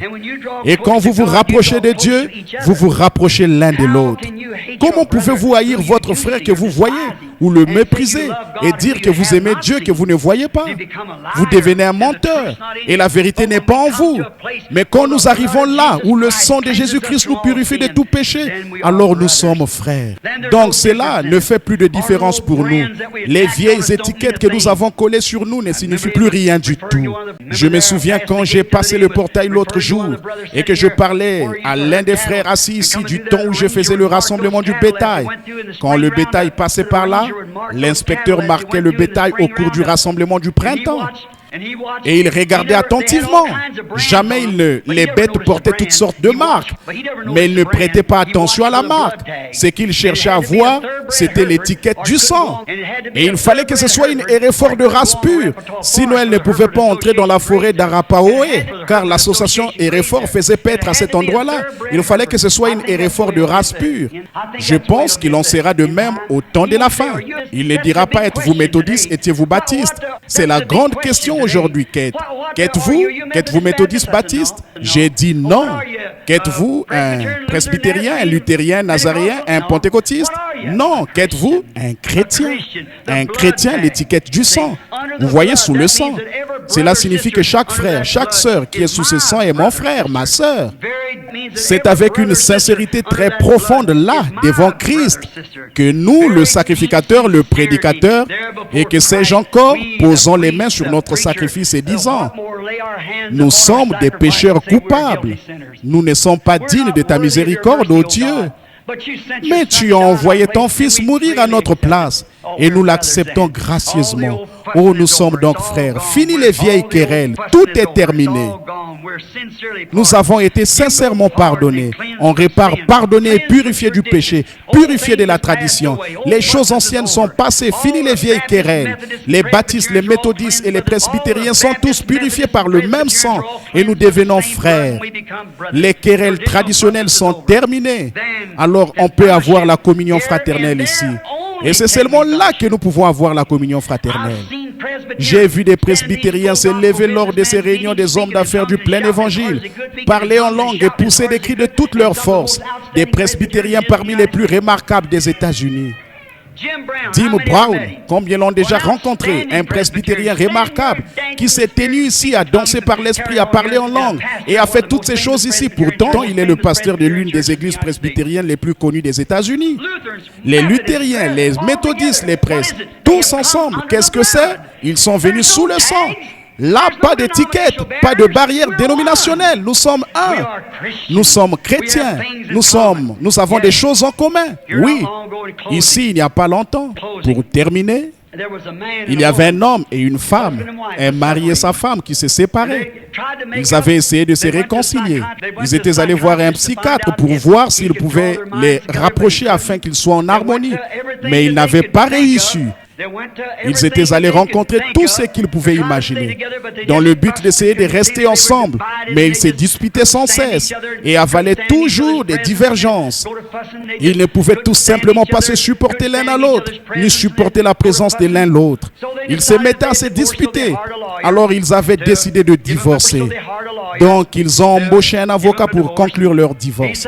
Et il leur a dit, eh bien maintenant, avant toute chose, a-t-il dit, nous vendrons la maison. Et il leur a dit, vous ferez mieux d'aller partager vos biens entre vous avant de procéder au divorce et que la maison soit vendue. Alors le mari et la femme sont répartis ensemble. Ils sont rentrés chez eux et ils sont allés au salon et elle a dit, je prends ceci. Et il a dit, je prends ceci. Ils se sont mis à se disputer. Ils se sont emportés et ont continué à se comporter ainsi l'un l'autre. Au bout d'un moment, ils se sont dit, eh bien, si tu acceptes ceci, je te laisse ceci. Très bien. Ça a duré un moment. Puis il a fallu aller dans le petit salon et dans différentes pièces, dans la cuisine et dans la chambre à coucher. Ils ont partagé leurs biens. Et enfin, ils se sont souvenus qu'il y avait des choses dans le grenier. Ils sont donc montés au grenier et ont ouvert une vieille malle. Et ils se sont mis à en sortir différentes choses à dire. Tu peux prendre ceci et tu peux prendre ceci. Et finalement, leurs yeux se sont posés sur un certain petit objet. Et tous les deux l'ont attrapé. Ils se sont regardés. Qu'était-ce? Une petite paire de chaussures blanches qui appartenait à un bébé décédé. Ce bébé faisait partie de tous les deux. Voilà que leurs mains étaient unies comme ça, sur la chaussure de ce bébé. En fait, à qui cela appartenait-il? À qui était-ce? Cela leur appartenait à tous les deux. Ils avaient des choses en commun. Au bout d'un moment, alors qu'ils se regardaient l'un l'autre, les larmes se sont mises à couler sur leurs joues. Qu'était-ce? Ils avaient pu se partager tout le reste. Mais quand ils sont arrivés là où ils avaient quelque chose en commun, cet enfant qui était au ciel, alors la dispute était terminée. Quelques instants plus tard, ils étaient dans les bras l'un de l'autre. Le divorce était réglé. La paix régnait. Et frères, permettez-moi de vous dire ceci ce soir. Nous ne voulons pas que vous adhériez à une église, mais je vous demande ceci. Il y a une chose que nous avons en commun, c'est Jésus-Christ. Nous l'avons en commun parmi nous. Nous ne pouvons pas tous être baptistes, nous ne pouvons pas tous être méthodistes, nous ne pouvons pas tous être unitaires ou trinitaires ou quoi que ce soit d'autre. Nous ne pouvons pas être cela. Mais il y a une chose que nous avons en commun, c'est l'offre de pardon de Dieu, son Fils Jésus-Christ. En lui, nous avons toutes choses. C'est la première chose que nous devons accepter. Par la suite, nous pouvons obtenir d'autres choses quand nous acceptons le pardon que Dieu nous a offert. Et ce ne sera pas par notre système d'instruction ou par notre système dénominationnel, mais par le sang de Jésus. Nous pouvons tous nous rencontrer là sous la croix, être un et avoir des choses en commun. Croyez-vous cela? Courbons la tête un instant alors que nous prions.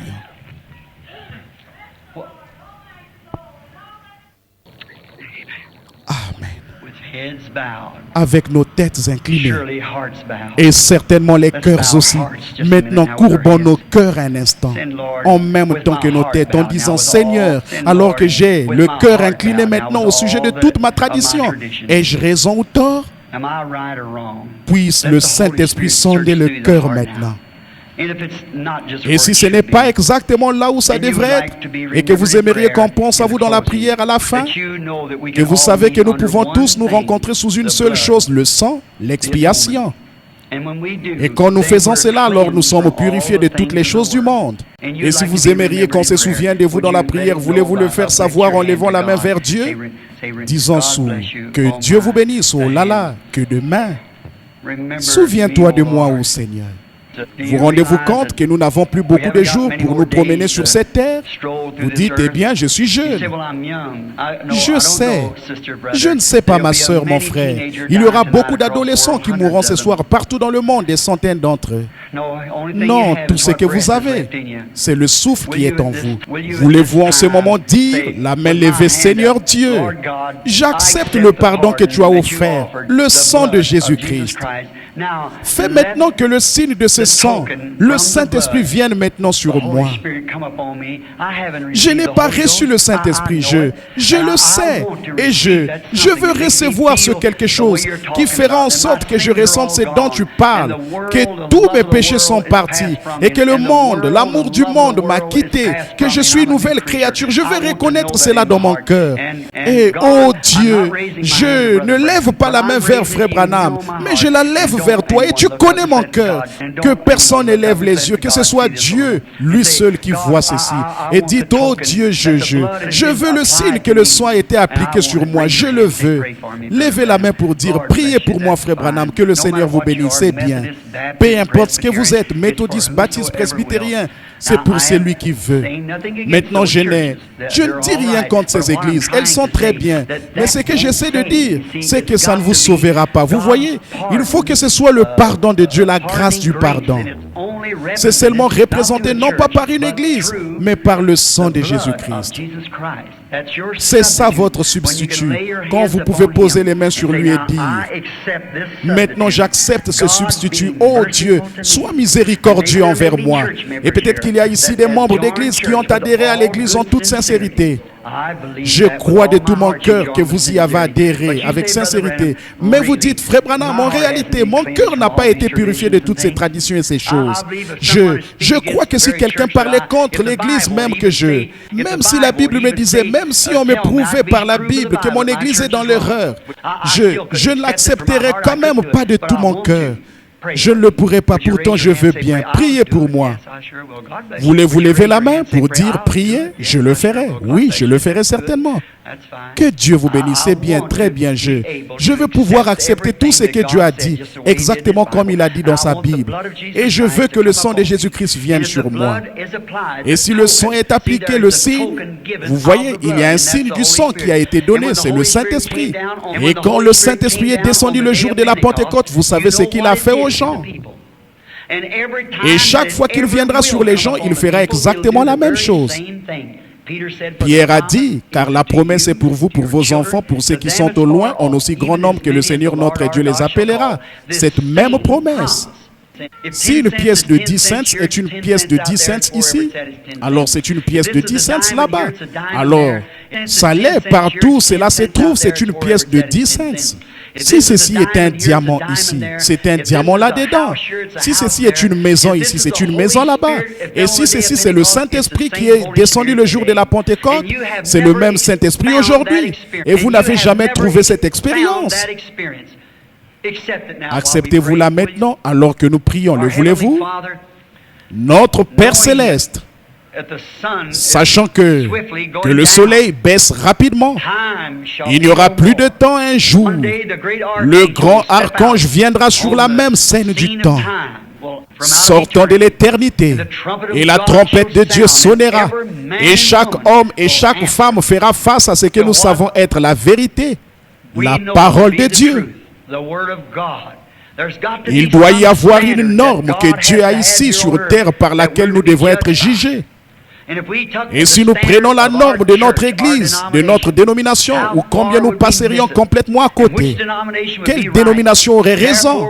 Par conséquent, nous serions dans la confusion. Nous ne saurions pas quoi faire. Mais il y a une norme, c'est ta parole. Et ta parole dit, si un homme ne naît de nouveau, il ne peut même pas voir le royaume de Dieu. Autrement dit, il ne peut pas le comprendre. Il doit l'accepter par la foi et naître de nouveau. Et alors il le comprendra. Voir signifie comprendre. Et nous prions ce soir, oh Dieu, alors que beaucoup de ces mains se lèvent ce soir partout dans le bâtiment, des hommes d'affaires de la ville, des femmes, des garçons et des filles. Je crois qu'ils ont levé la main avec sincérité. Or, ils n'auraient pas pu lever la main s'ils n'avaient pas reconnu leur état. Et le Saint-Esprit qui se tient auprès d'eux leur a prouvé qu'ils ont tort et les a amenés à reconnaître qu'il leur faut se mettre en ordre. Et ils ont levé les mains vers toi, le grand Créateur, sachant qu'ils devront te rencontrer un de ces jours. Et ils l'ont fait avec sincérité. Je crois, Seigneur, et j'intercède pour chacun d'eux. Alors que je prie ce soir, Seigneur, j'ai confiance qu'aucune de ces mains qui se sont levées ne trouvera le repos tant que le Saint-Esprit n'aura pas rempli leur vie. Accorde-le, Seigneur, je les réclame pour qu'ils soient les trophées de Jésus-Christ. Fais-le, Seigneur, je t'en prie. Sauve les perdus. Remplis du Saint-Esprit ceux qui ont accepté Christ. Répands-le sur leur âme, Père. Reçois-en la gloire. Jésus, tu nous as dit, nul ne peut venir à moi si mon Père ne l'attire premièrement. Et aussi la foi vient de ce qu'on entend et de ce qu'on entend de la parole de Dieu. Et maintenant que la parole de Dieu a été prêchée, la foi vient de ce qu'on entend. Et ils ont été attirés parce que la Bible dit, ceux qu'il a connus d'avance, il les a prédestinés. Et ceux qu'il a prédestinés, il les a appelés. Et ceux qu'il a appelés, il leur a donné la vie éternelle.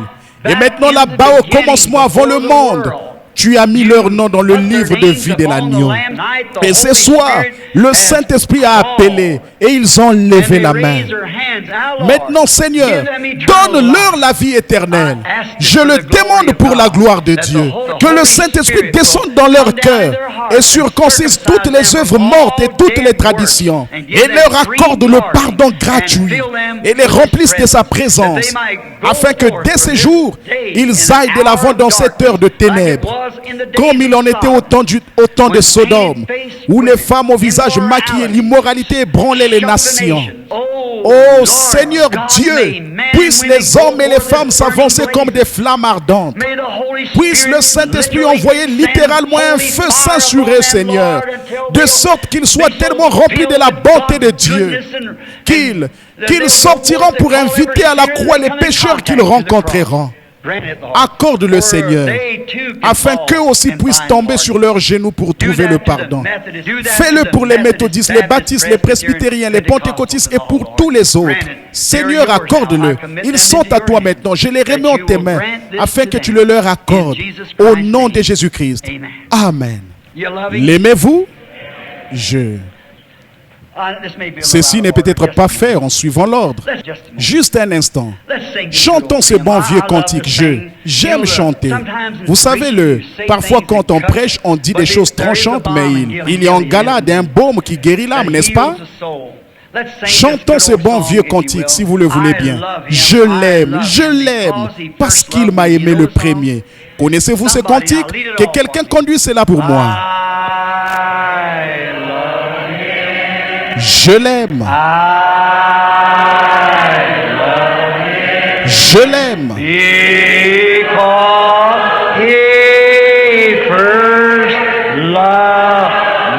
Parce qu'il m'a aimé le premier. Et à qui mon salut?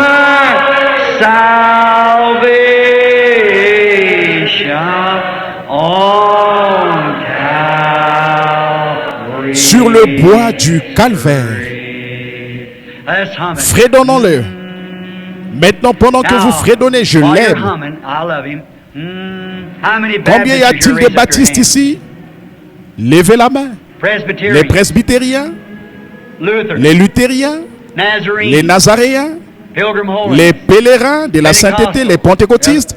Voilà, oh, regardez tout ce monde, tous ensemble. Que devons-nous faire maintenant que nous sommes venus sous la croix, sous la grâce du pardon? Nous sommes tous pardonnés, non pas par notre Église, mais par le calvaire. Serrons donc la main aux méthodistes, aux baptistes, aux pentecôtistes maintenant alors que nous chantons de nouveau.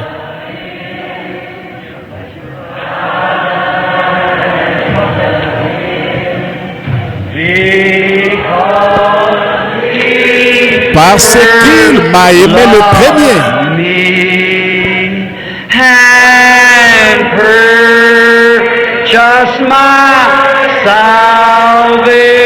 Et à qui mon salut?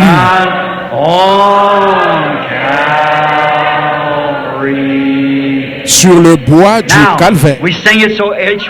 Maintenant, nous allons le chanter de sorte que chacun puisse l'entendre. Maintenant, courbons simplement la tête et levons les deux mains vers Dieu. Et de tout notre cœur, si nous l'aimons, disons-le maintenant. Je l'aime. Oh Dieu.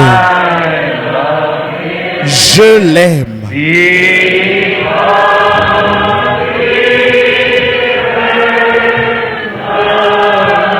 Parce qu'il m'a aimé le premier.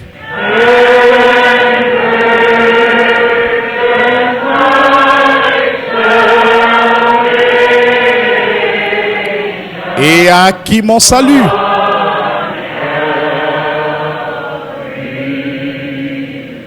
Sur le bois du calvaire.